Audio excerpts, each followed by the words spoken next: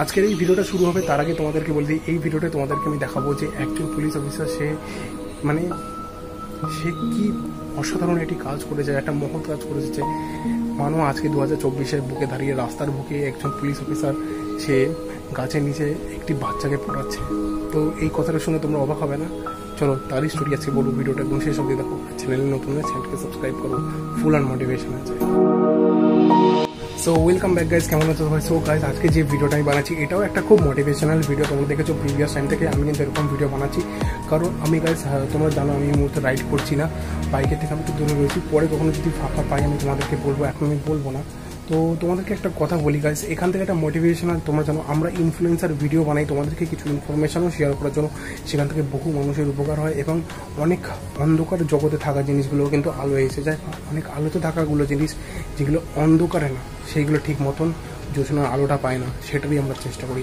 তো আজকে আমার যে স্টোরি সেটা হচ্ছে গাইজ, একটি ফেসবুক পেজ আছে অহর্নিশ বিগ শর্ট হোক থাকে, সেইখান থেকে আমি পেয়েছি। তো মিস্টার প্রকাশ ঘোষ, প্রকাশ বাবু অবশ্যই একজন দিল থেকে একজন রেসপেক্ট। আজকে কোনো পুলিশকে রোস্ট বা এক্সপোজ না। তোমরা দেখেছো ইদানিং আমি আমার চ্যানেলে আমি বলে দিয়েছি বেশ কিছু আগে, আমি পুলিশদের দেখিয়েছি তারা কীরকম বিহেভিয়ার করেছে বা তারা কীভাবে সিগন্যালকে ব্রেক করেছে, রুলস ব্রেক করেছে। ওসব নিয়ে আমি আর বলবো না, তোমরা জানো এখন কলকাতার কী সিচুয়েশন, ওসব নিয়ে বলতে চাই না। একটাই কথা হলো, সব পুলিশ অফিসার সমান হয় না। এই যে প্রকাশবাবু, তার ব্যাপারে একটা ইন্টারেস্টিং স্টোরি আছে, তাই তোমাদেরকে আমি বলবো। এই প্রকাশবাবু কিন্তু বালিগঞ্জ যে থানার ফাঁড়ি রয়েছে, বালিগঞ্জের যে ফাঁড়ি আছে সেইখানেই কিন্তু উনি একটি 8 বছরের একটি বাচ্চাকে উনি রাস্তার ধারে গাছের নিচে পড়াতো। ইন্টারেস্টিং পার্ট হচ্ছে, তোমরা বলবে কেন? অ্যাকচুয়ালি তার মা একটি হোটেলে কাজ করতো, হোটেলের যে রেস্তোরাঁ দোকানগুলো হয়। তো দেখো এখনকার দিনে মেন কী বলতো, শিক্ষাটা প্রত্যেকটা মানুষের পাওয়া খুবই দরকার। তো তোমরা জানো শিক্ষা ব্যবস্থার কী অবস্থা। তো আর সবার ক্ষেত্রে বলতে গেলে কী বলতো, এটা তো আর হয়ে ওঠে না, সবাই সব জায়গায় পড়তে পারে না। এই যে প্রকাশবাবুদের মতন মানুষ, এরা যে আজকের দিনে মানুষের পাশে এসে দাঁড়িয়েছে, কিছু দুঃখের আওয়াজটা মানুষের পাশে দাঁড়িয়েছে, এটা কিন্তু একটা খুব ভালো লাগার একটা বিষয়।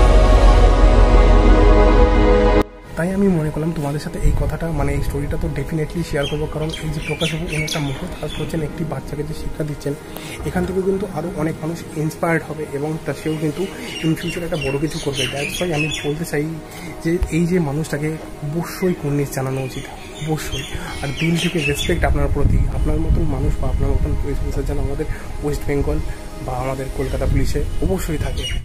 সবার একটা ধারণা যে ইউটিউবাররা কিন্তু পুলিশদের বা ডাব্লিউবি বা কেপি বা ডাব্লিউবিপির কিন্তু বিরোধিতা করে না। ইনফ্লুয়েন্সাররা একদম সত্যিটাই ধরে আনে, আর তারা যতটুকু পারে তারা মোটিভেশান ক্রিয়েট করে যাতে আরেকজন মানুষ মোটিভেশন পায়। তো এইখান থেকে এটাই শেখার যে তুমি যত বড়ই হও না কেন, তোমার যদি শিক্ষা ভালো থাকে তুমি আরেকজনকে শিক্ষায় শিক্ষিত করতে পারবে। সেটাই আজকে দেখানোর ছিল গাইস, তাই আমি তোমাদের এই ভিডিওটা বানিয়ে দেখলাম।